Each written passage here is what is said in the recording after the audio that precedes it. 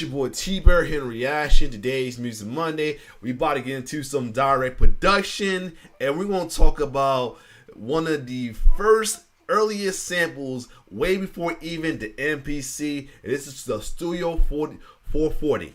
So I definitely interested to see here. This was possibly being one of the first sampler that's been now before the MPC, before the SP1200 and everything. Let's check it out. What's up? You got your boy Direct, aka Native Shades, reminding you to like and subscribe. Cause today we're gonna be talking about the secretive sequential circuits, Studio 440. What had happened was, now not much is known about the Studio 440, and you know the reason? I'll wait. The reason is there was only about 500 of them ever made. Wow. Can you believe it? Only about 500 of this I can see that being happening because it's probably something one exclusive for real serious studio musicians, studio working musicians anyway. So I can understand that. I can understand that for sure. Especially if it's like way before the MPC, I can understand. Amazing sampler ever existed in the world, in the universe, in the solar system. Now, the Studio 440 came out around 1986, and in 86, you had so much things going on. You had electronic stores booming. Like, remember Crazy Eddie, where the prices were insane? Yup. Or, Nobody Beats the Wiz. Wiz, or sir. the Biz Markie version, Nobody Beats the Biz, where TJ Swan was singing at the end of the song. My name is Thesis One. Oh, so that's where he got that from. He got that from the name of a store. Oh, that's interesting. Nobody beats the biz. Wow. I'll rock you on and on. That's Nobody interesting. Wow. beats the biz. You know the This is body why I like beats- watching these direct production videos. You get some like history lesson with these videos as well too, with the stuff you heard about and all that, and the backstories. I love these shows. the biz. I know the body that beats the biz. And he's a character. That was the entertaining. dopest part of the whole song. When I listen to the song, I just speed it up and just play the ending. But electronic stores were booming, and the Studio 440 came into the mix.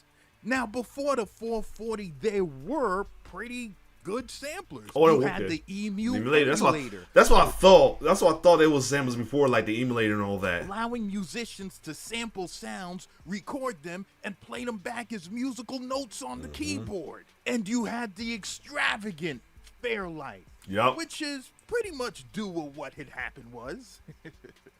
But yes, folks, there were already dope samplers on the market. But in 1986, Dave Smith, along with Sequential Circuits, released one of the most mysterious, illest sounding samplers of all time. And that, ladies and gentlemen, boys and girls, was the Sequential Circuits Studio 440. Wow. You're getting 8 voices of polyphony. You're getting a subtractive synthesis with 2 oscillators and an LFO and even a low-pass filter, which is analog. Wow! You're getting 8 squishy and mushy, velocity-sensitive soft pads. So, okay, I get it now. So this is like the first one to have like pads on before MPC, so I get it why it was like a sampling before MPC. It's okay. 8 tracks, 4,000 note capacity, 99 measures per sequence, 99 sequences. You're getting 32 awesome sounds with this drum machine. And the sampling engine is the same engine found in the Prophet 2000. Wow. And the Prophet 2002. You're getting a 3.5 floppy disk drive, 768 kilobytes of memory. You're getting sample time from 12 seconds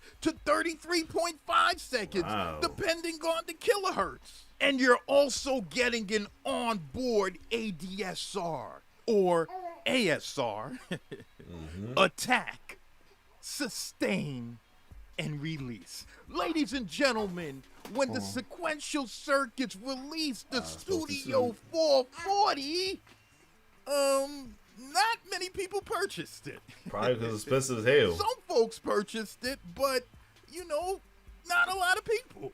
The first thing some people had issues with was the price. I figured. $5,000. Woo!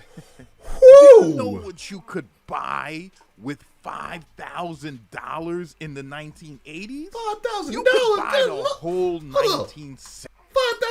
Good Lord, it's a lot of money. Yeah, shout out to my man Chris Rock from Living Color. I had to go there. 70s with $5,000.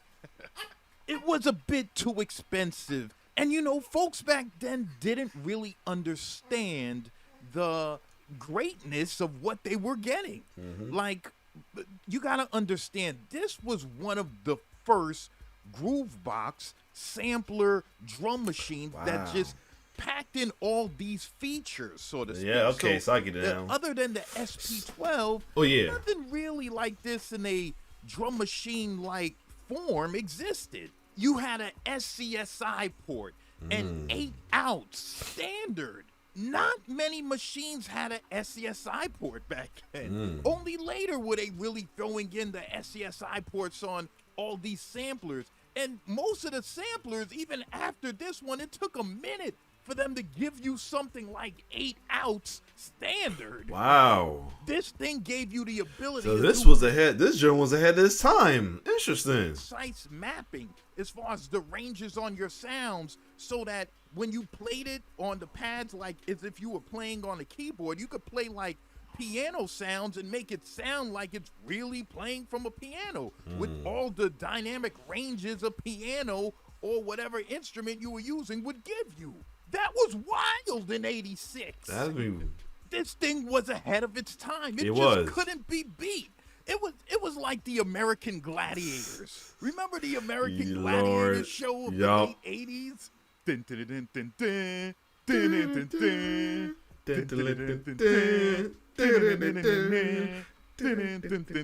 dun, dun. Yeah, our man need a song. He was so cool. No, that's my favorite episode of Family when Carl and Steve did American Gladiators, because Waldo had a cousin. Cousin was Turbo, aka Jax from World Common Annihilation. Oh shit! Wait, none of your business. And try to outdo the gladiators on these different obstacle courses, and the gladiators would just always pummel them to the ground and beat them up. Yup. But for some reason, the person that would always win was always a skinny guy from the South. A skinny, quick dude from the South. It is facts. That was just too quick for the muscle bound. I wonder if that's the one that was drinking Cajun. That was drinking Cajun sauce.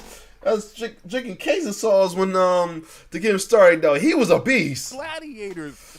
So he would be dipping and dodging through the obstacle courses. Nitro would be trying to shoot him with the big gun from the podium and just miss. The dude would just break through, pushing the gladiators aside and dipping and diving through all the attacks to the point he wins the main event. And you can tell the gladiators are salty. Like when he's trying to shake their hand, they'll elbow him away.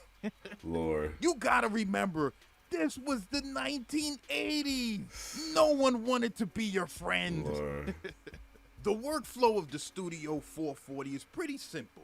You turn the unit on, you put in a floppy disk, press the disk button to load from the disk, select whatever sample you want to select, press the setup button under the sequencer so you can make sure your sequence time signature and the length is the way you want it. You can audition your sample sounds by hitting the pads. You have a pitch knob to the left to manipulate your sounds. All the settings are pretty much labeled on the machine, so it makes it easy to navigate. Press record, then play, and just start hitting the pads and banging out your beat, or whatever kind of sound you're trying to program. That's pretty much it. The thing folks really loved about the Studio 440 was that it was so immediate and easy to use. But even with a lot of the futuristic features the Studio 440 had, a lot of folks returned it when they first got it. Some folks didn't like the fact that you couldn't really save anything internally on the unit. You would have to save it on the floppy disk. Another thing, it took a minute for the floppy disk to load.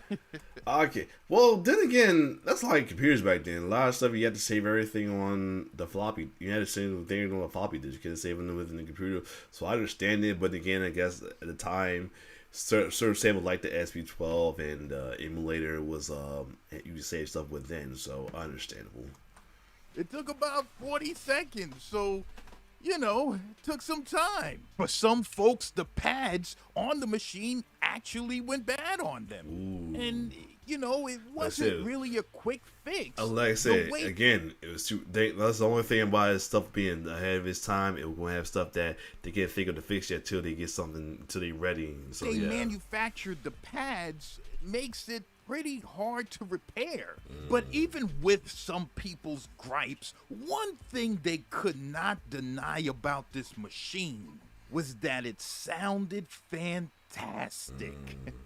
This thing was like a vintage analog cat's dream. Ooh. The sound of this machine is I low-key want to look this thing up, see what the sounds come out for this one on my own on YouTube. Go warm. And with the filter on this machine, you can really manipulate your sounds, giving it that nice lo-fi sound if you want it. And even instruments sounded good on this machine. Like some of the machines back in the 80s, they were really great for drums and everything and bass lines. But instruments, it was a little bit too dark. But on the Studio 440, even the instruments as far as strings, guitars, piano sounded dope. The aftermarket price on the Studio 440 nowadays is about $3,500 to $4,000. It's still pretty high. Like I said, the Studio 440 was very rare. Only about 500 ever existed. A lot of legendary musicians blessed their hands on the Studio 440. Stevie Wonder, who used... Not surprised, because that man is a genius. The 440 in some of his background tracks in the 1980s. You had Dan the Automator, who worked with cats like Cool Keith from the Ultramagnetic MCs, who produced innovative albums like Dr. Octagonologist used the 440. You had Prince Paul, who used the 440. You had RZA, who used the 440 on a lot of his early Wu-Tang production. Oh, really? The Sequential Circuit Studio 440 really set the stage for even the MPC line to follow. A lot of the features the 440 had was adapted on some of the MPCs. Nice. If not right after, give it a couple years and they caught up. So yeah, folks, that's the Sequential Circuits Studio 440. What had happened was... So this is your boy Direct, a.k.a. This was good. I'm actually interested to check this out on my own to see what how the sounds came off and stuff like this, though. This is definitely a good little history lesson to learn. I mean, to find something that was like way before the original MPC as a good sampler. Well, somewhat good sampler. But other than that, though, it was just ahead of its time. The one thing about the cons about stuff being ahead of its time, with stuff not functioning correctly, it's like hard to figure out how to fix at the time. So, but the pros is, you get like some sounds that's way beyond the stuff that's going on at the time. But other than that, this was a good little video to check out. So if you like my reaction, like, share, subscribe to my YouTube channel. It's your boy T-Bird signing off. One love.